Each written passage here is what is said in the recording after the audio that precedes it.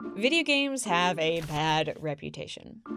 Concerns today over the violence in a new video game. The latest fad or dangerously addictive. But while the adults were asking questions, Your equipment has been destroyed. America's kids went on their daily shooting spree. They've been around since the 60s, but they still get talked about like the weird cousin at the family reunion. And we have pinball, of all things, to thank for that. In 1942, public opinion against pinball was so bad that Mayor Fiorello LaGuardia, 1, banned the machines in New York City, and 2, bullied them for a newspaper photo op. The NYPD seized thousands of the machines in raids. They were smashed and dumped into Long Island Sound.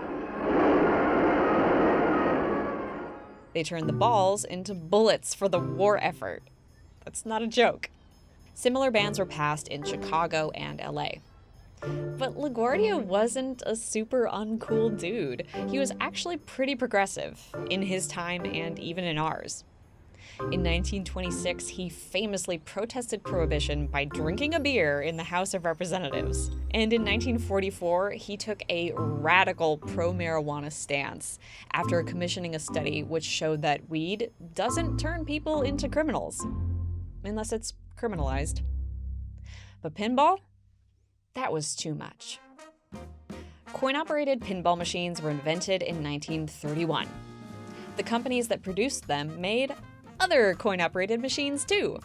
Things like jukeboxes, cigarette dispensers, and slot machines. So right from the start, there was an association between pinball and gambling.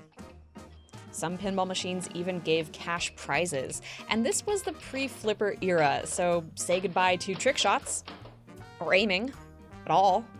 What's a pinball machine without flippers? Well, you just sort of launch the ball and pray. Players used to tilt the machines with their bodies. It's hard to call that a game of skill. But what's wrong with gambling? Well, aside from being illegal or heavily restricted, boy, was it frowned upon. More than anything, gambling was associated with organized crime. Among other things, the mob did own casinos and handled distribution of coin-operated machines like pinball. LaGuardia had Italian and Jewish ancestry, and he was very resentful of both of those groups being stereotyped as gangsters.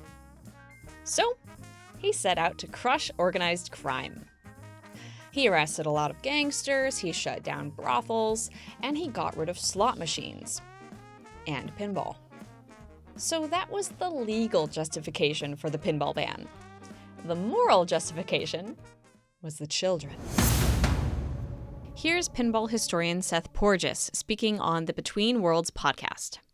Pinball machines, it was viewed as this gateway gambling device that would lure kids in and sucker them in, and they would be tainted and ruined, and it would be forever in the grasp of this moral hazard. This all sounds really familiar. Are children gambling when they play video games? Do you reckon he is addicted? Yes, definitely. The closest disorder we think video games are like is gambling. But I'm getting ahead of myself. Pinball manufacturers changed a few things to convince people that pinball wasn't gambling. Flippers were introduced in 1947, giving more credence to the idea that this was a game of skill and not chance. Coin payouts had already long been ditched. But pinball still had this bad rep when the New York City Council overturned the ban in 1976. At that time, pinball manufacturers like Midway were diversifying. They were making arcade cabinets and home consoles. We love the arcade! What a fun place! For crime to happen! Arcades carried an aura of naughtiness thanks to, yes, pinball. During pinball's darkest days, you could usually find the machines in the back rooms of sex shops or dive bars. Not exactly child-friendly fun zones. Kids hung out at arcades without adult supervision, making them basically a black hole of suburban parental anxiety. Maybe video games could have overcome this association, but they didn't. In 1976, Death Race became one of the first video games to cause a scandal. It looked like this.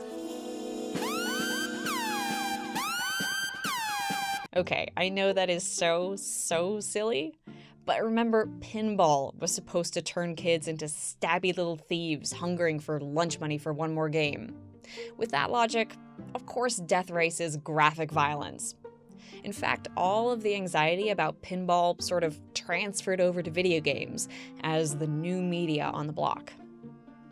And games never shook the association with kids' entertainment.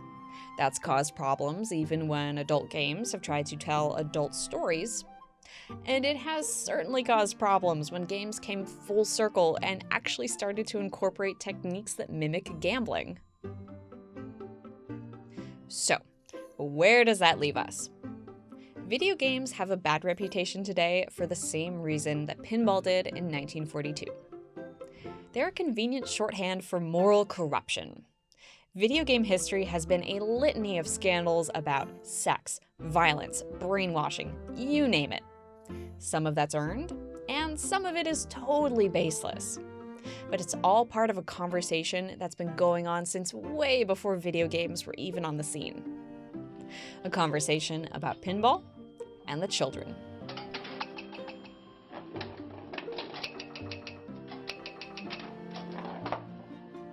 If you like this video, please subscribe to our channel and make sure to share it with everyone who cares about pinball history and video games and Fiorello LaGuardia, whose nickname is the Little Flower, and he's my husband. Thanks, everyone.